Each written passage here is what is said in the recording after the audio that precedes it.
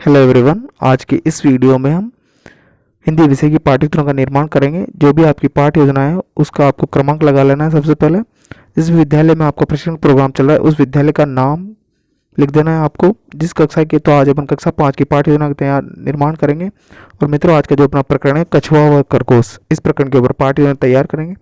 तो आपको कक्षा, विषय, दिनांक, कालांश, समयावधि वगैरह ये सारी खाना पूर्ति आपको ध्यानपूर्वक कर लेनी है। इसके पश्चात में आपके नेक्स्ट हेडिंग शिक्षण के उद्देश्य, उसके अंदर आपको 2 कॉलम बनाए, शिक्षण के उद्देश्य और अपेक्षित व्यवहारगत परिवर्तन।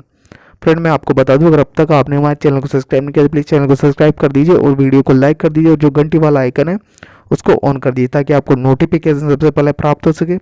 प्लीज़ चैनल को जरूर सब्सक्राइब करेगा और घंटी को वाले आइकन को जरूर ऑन कर लीजिए ताकि आपको नोटिफिकेशन सबसे पहले प्राप्त हो सके। फ्रेंड, आप वीडियो तो देख लेते हैं, प्लीज़ चैनल को सब्सक्राइब नहीं किया तो प्लीज़ चैनल को जरूर सब्सक्राइब करें।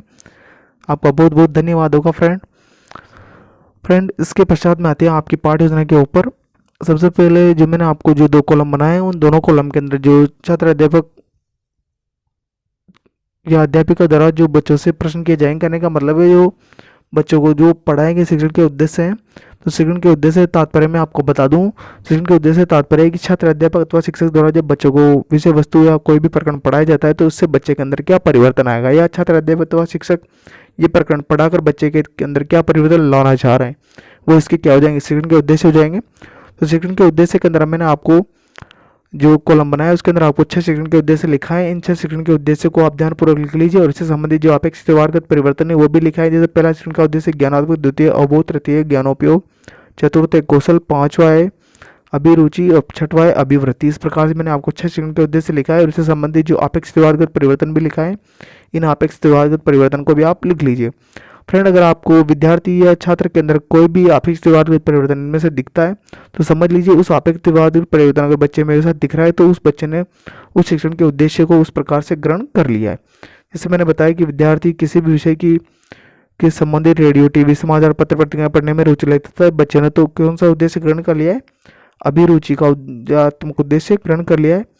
इस प्रकार से आपको ये सारी चीज लिख लें। इसके पश्चात में नेक्स्ट हेडिंग आती है आपकी, वो है शिक्षण विधि या प्रविधि।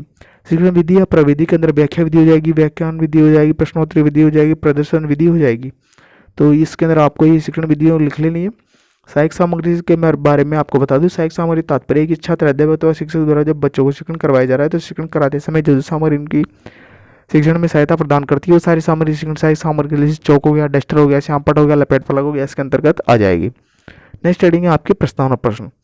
फ्रेंड, जो आपकी पाठ्य योजना होती है उसका सबसे महत्वपूर्ण और सबसे अभिन्न भाग होता है प्रस्तावना प्रश्न, क्योंकि जितना अच्छा प्रस्तावना प्रश्न तैयार करेंगे आपकी पाठ्य योजना उतनी अच्छी, उतनी प्रभावपूर्ण बन के निकल के आएगी। तो इसके अंदर आपको 2 कॉलम तैयार कर लें, छात्र, अध्यापक क्रिया और विद्यार्थी क्रिया। ये 2 कॉलम तैयार करने के पश्चात में आप इसमें लिखने से पहले मैं आपको बता दूं, जो छात्र, अध्यापक द्वारा जो प्रस्तावना प्रश्न पूछे जाते हैं उसके अंदर कम से कम 4 प्रश्न और अधिक से अधिक 6 या 7 प्रश्न उनके द्वारा बच्चों से पूछे जाते हैं। तो आपको कम से कम 4 प्रश्न तो पूछने ही पूछने और अधिक से अधिक 6 या 7 प्रश्न आपके द्वारा बच्चों से पूछे जाने चाहिए। और ये प्रश्न आप तार्किकता के क्रम में पूछेंगे। कहने का मतलब एक प्रश्न को दूसरे प्रश्न से जोड़ते हुए आप बच्चों को ये प्रश्न पूछ सकते हैं। तो इस प्रकार से आपको ये सारे प्रश्न बच्चों से पूछ लेने और लिख लेने ध्यानपूर्वक। उद्देश्य कथन भी आपको लिख लेना है इस प्रकार से।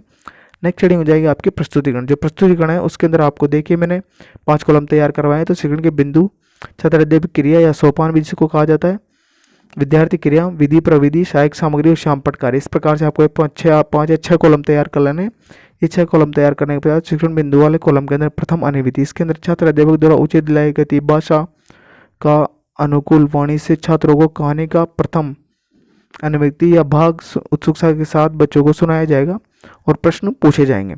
तो विद्यार्थी इसको ध्यानपूर्वक सुनेंगे। विद्यार्थी क्रिया में इसके लिए कौन सी विधि का प्रयोग किया जा रहा है, कथन विधि का इसमें प्रयोग किया जा रहा है। और देखिए सहायक सामग्री के अंदर मैंने कछुआ और खरगोश दोनों को इसमें चित्र के अंदर भी दिखाया है ध्यानपूर्वक। कछुआ सो रहा है और कछुआ और खरगोश दोनों दौड़ लगा रहे हैं इसके अंदर। और छात्र, अध्यापक द्वारा बच्चों से प्रश्न पूछ ले जाएंगे, जैसे खरगोश को किस बात का घमंड था, बच्चे उत्तर देंगे तेज दौड़ देगा। खरगोश ने दौड़ लगाने की चुनौती किसने दी, कछुए को। कछुआ खरगोश को चुनौती का मान लेता है या नहीं, हाँ मान लेता है। तो इस प्रकार से आपको बच्चों से प्रश्न पूछ लें। द्वितीय अनुवृत्ति के अंदर छात्र, अध्यापक उचित लय, गति, ताल, अवरोह साथ में द्वितीय अनुवृत्ति को सुनाएगा और छात्र, अध्यापक द्वारा बच्चों से प्रश्न किए जाएंगे। कौन सी विधि का प्रयोग किया जाए, कथन विधि का और प्रश्नोत्तरी विधि का।